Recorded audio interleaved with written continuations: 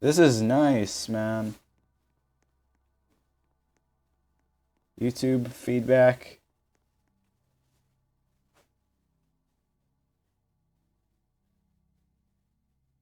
Yeah, watch it. Part of my morning routine to watch every video I could and for them to know where is to focus my efforts and improvement. Bro, this is so cool. They added a whole credits. Holy crap, this is nice. The mirror, how it works. Okay, let me see. The mirror works by having a mirrored version of the reflected room viewable through a hole in the wall. And you just must, it just applies some basic math and I can't even read that word, to determine where to place the reflected copy of the player. This technique is not new nor groundbreaking even at the time.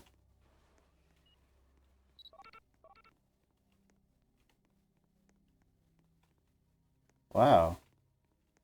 Oh, that's the mirror. Oh, this is the exit. So, yeah, it no longer kicks you when you beat the game. This is so cool, man.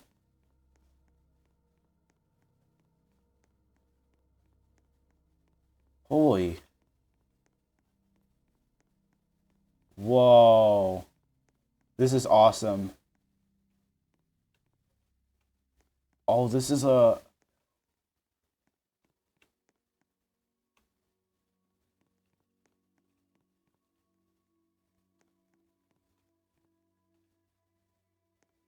What the... Wait, that's the actual map. Wait, I just saw Caitlyn.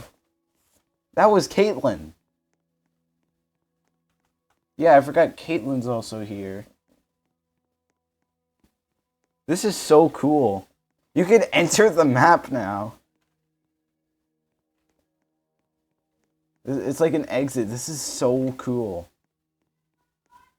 Oh my god. You can even jump around now. Well, the thing is, you were also able to jump around.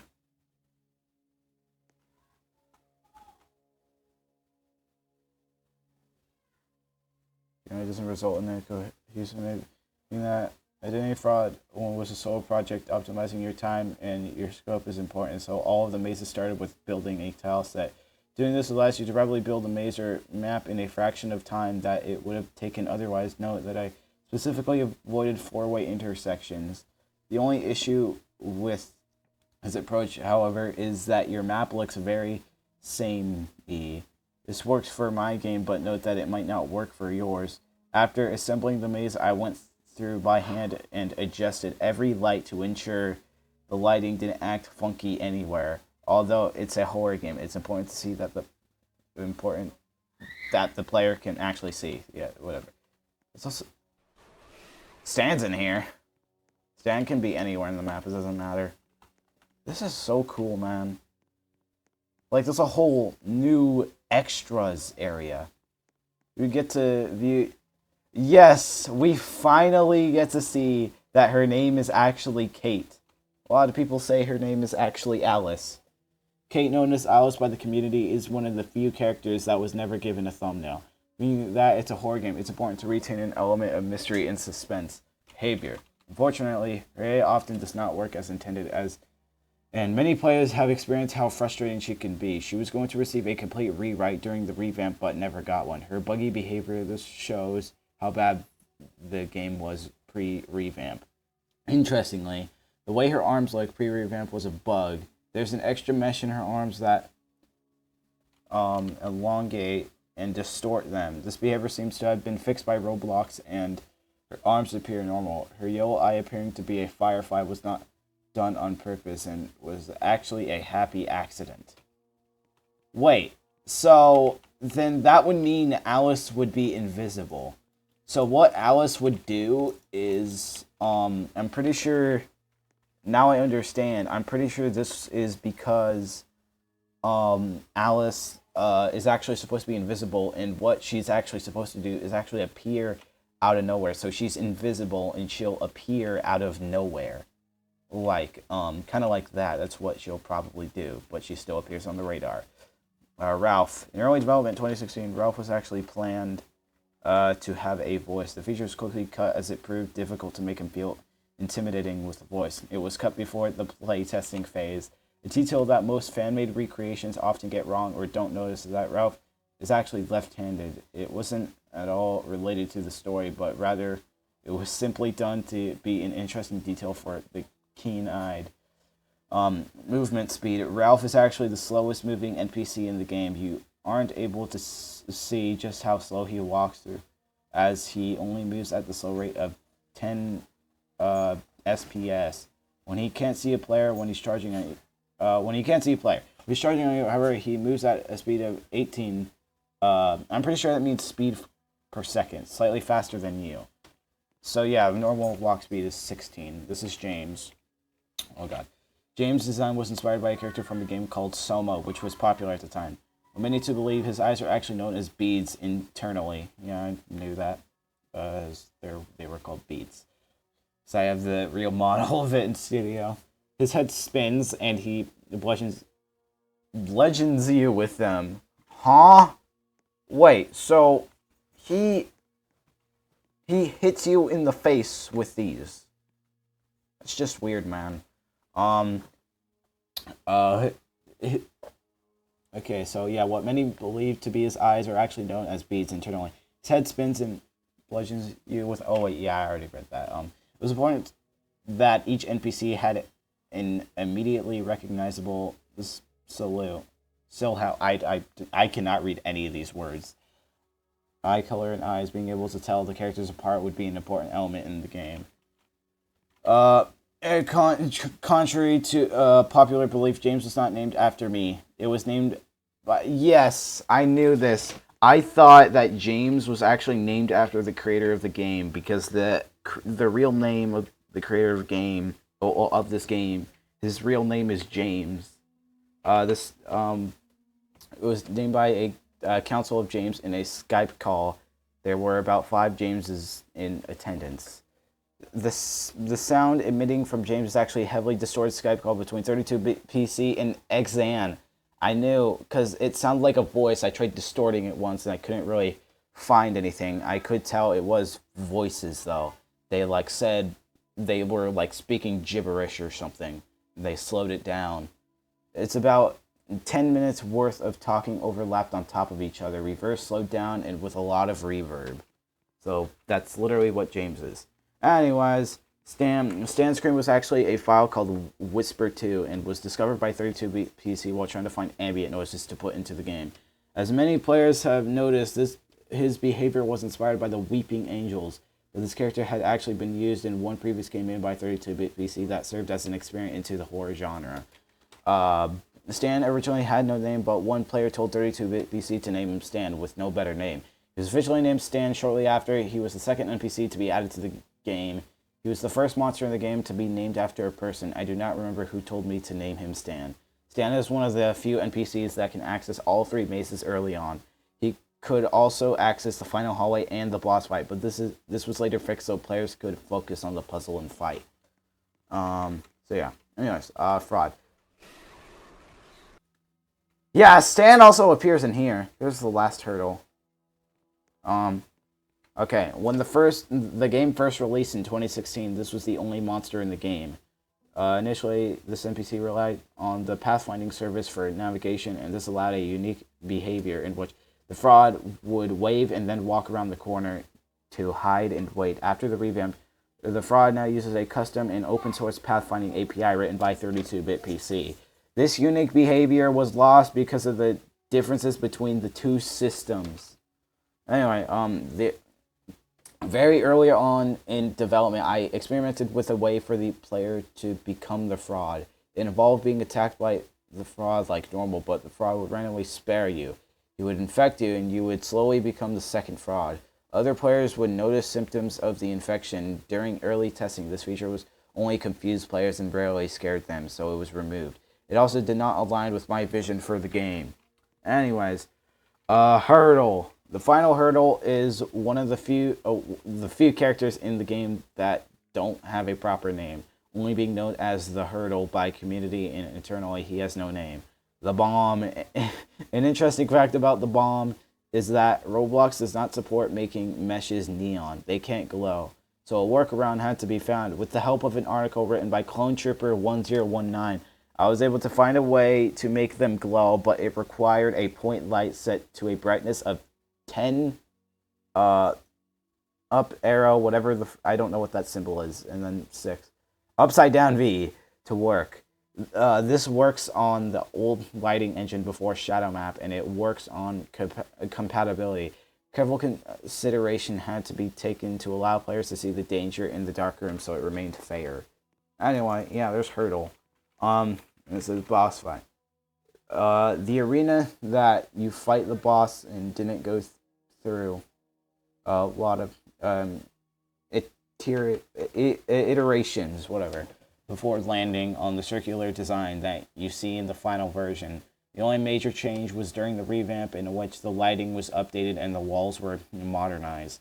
Did you know that before the revamp, the stones that fall on the second stage were originally physics-based?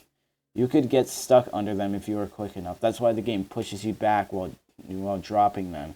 After the revamp, the physics-based stones were changed out to be animations from the Tween service. This prevented rare instances of gaps between stones, allowing players to fall in the lava. It was also just way less dumb. Font effect. Although the final hallway was inspired from... I knew it! Okay. I knew this. Because whenever I first played Identity Fraud, I walked down the entire final hallway. And I was like, hey, this reminds me of the Judgment Hall from Undertale. And then it says, it was inspired by Undertale. The text that appears when the hurdle was introduced was also inspired by Undertale, specifically the Azrael fight. I literally knew some of this had inspiration from Undertale. Final hallway. The hallway before the boss fight was actually inspired by the final hallway in the game Undertale, developed by Toby Fox. The game had just come out around that time and was quite popular.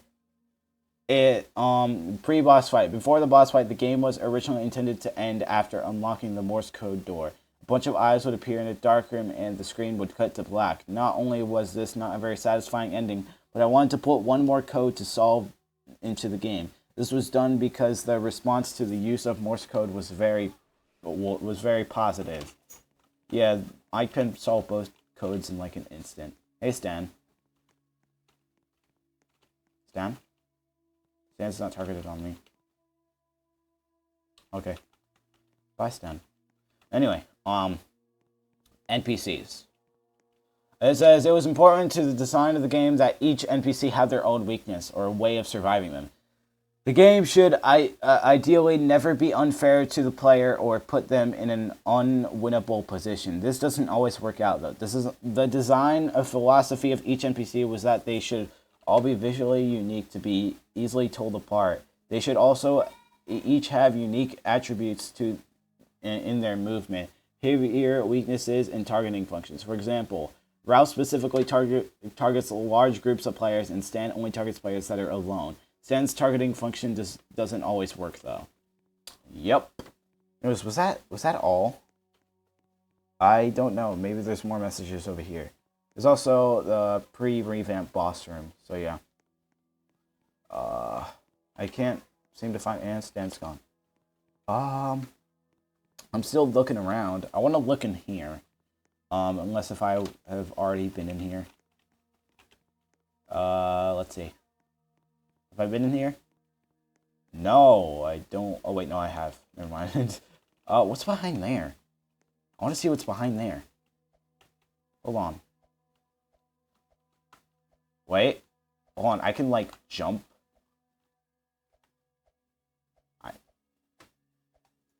I need to see what's behind here. There's, like, a curtain. Okay. Like, I need to... Is there, like... I think there might be, like, a lever or something. I want to see what's back here. Who knows? It could be the extras to Identity, the old monster that was removed. Maze 1 was the first level to be designed, and it was the only maze in the game at release. It was carefully designed to ensure that the AI could navigate it at the time. No. At the time, I had not perfected my pathfinding library and had to use the pathfinding service that Roblox provided. The pathfinding service was limited to a maximum path length of 512 studs. So the map needed to remain relatively connected. If I hadn't done this, some areas like the mirror would be considered safe, and you'd seldom see monsters there. Maze 1 specifically shies away from long dead ends. If there was a dead end, it had to be short or in a loop so the player could always get out while being chased by a monster. Dead ends are short and intersections are frequent.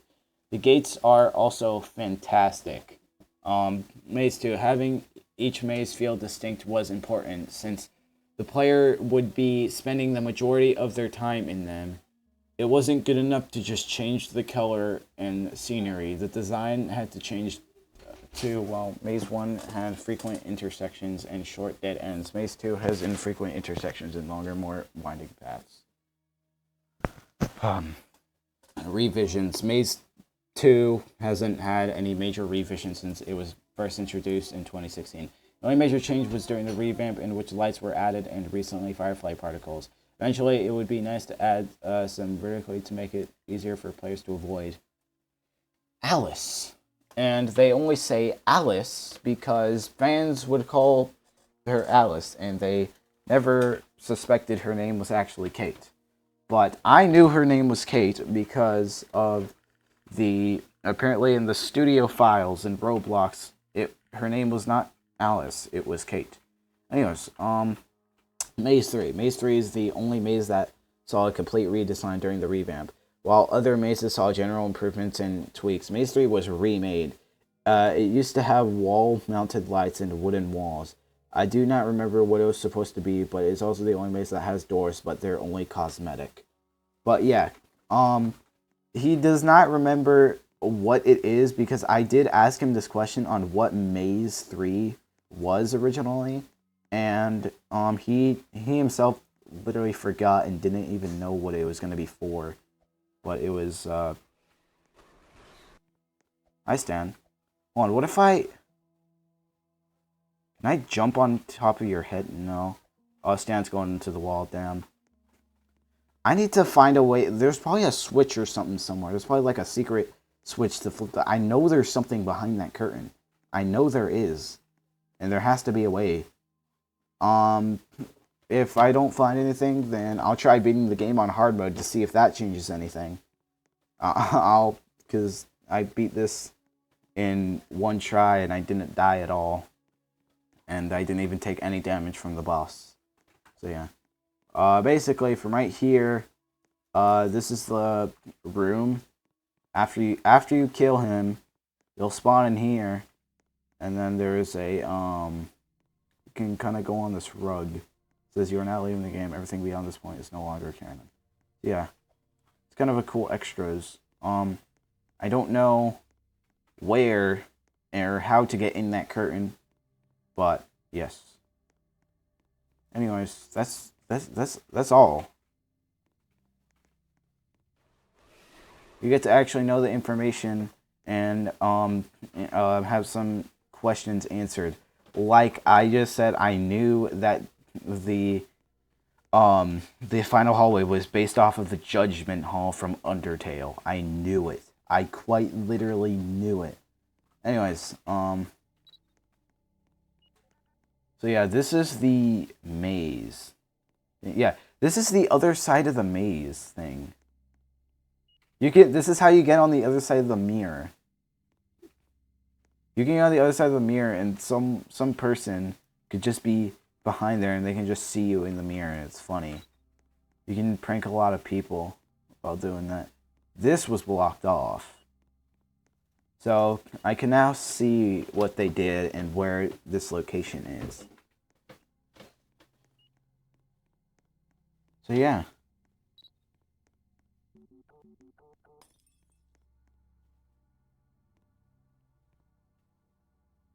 Okay, this isn't really a reflection, but whatever.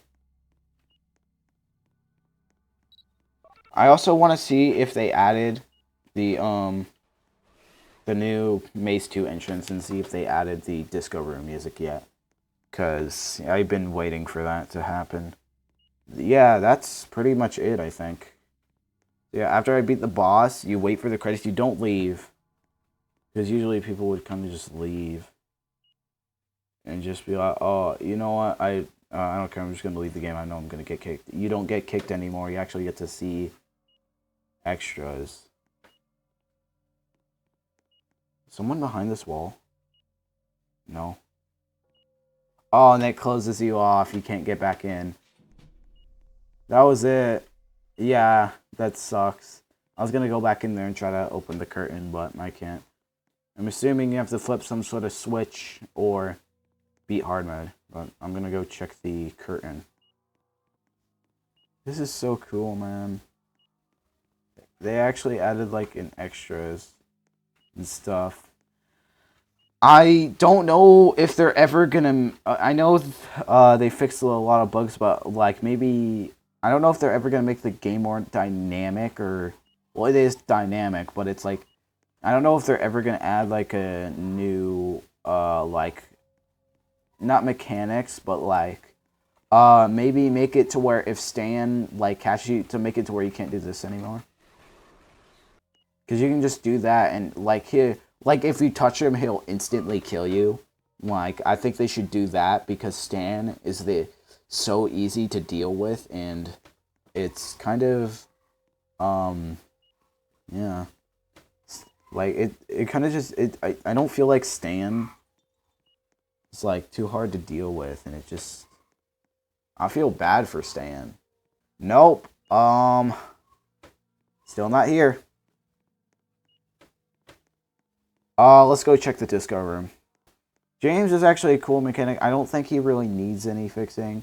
Ralph is also okay. He's fine. I tried going onto Studio and tried making him scarier, and I kind of didn't really manage to be successful with that. I tried giving him growling, intense breathing noises. I literally revamped his whole body and gave him new meshes. Uh-oh. Kate, leave me alone.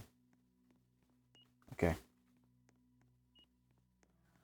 And I made him to where he runs towards you instead of just walks.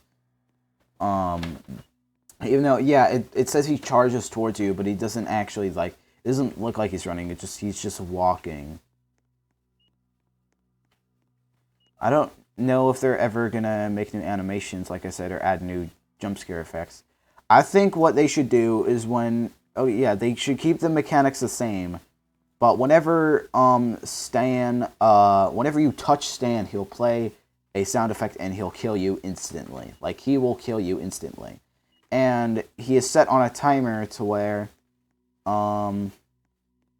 like if he's, you just don't look away from him for like maybe he's on you for like a minute or 30 seconds or something. And then once he's done or is killed the player, he switches to a next target. I feel like that's how it should work, because Stan is just kind of like a fly. He's not really annoying. He's just there. Stan, like the only time you'll ever die from Stan probably is just when you're AFK or just being stupid or purposely die from him. Yeah, like just right there, he was chasing me for like 5 minutes straight, and then he just gave up, kind of like that. It's on a timer, kind of like that. Kate doesn't really need any revamping. I'm not saying change any of their designs. I'm just saying maybe change their mechanics or make them more harder to deal with. Since I can beat this game super easily. Like I didn't even encounter James earlier for some reason. I think he was probably in one of the corners of the maze. Even though how James works is he will detect anyone in the third maze and he'll immediately go over to that target and just stalk them forever. He'll wander in that hallway like over and over and over again until like he'll go wherever you are. So yeah, anyways, we're gonna go this way because this is where the disco room is. Alright, finally I have the code. It took me forever because I was, yeah. Oh my god, that would have been horrible. Nope, I don't think they did. Oh, they removed the denim right here. Not the denim, the what's her name? Simgratina. Because they're gonna add a new song later. Because I asked him about it because I thought if he didn't know, but then he told me that he didn't put music in this area again. If you don't know who I'm referring to, 32-bit PC, the owner of the game. There used to be a message here that used to say Simgratina, because this used to play a song called Denim, and it would play in here.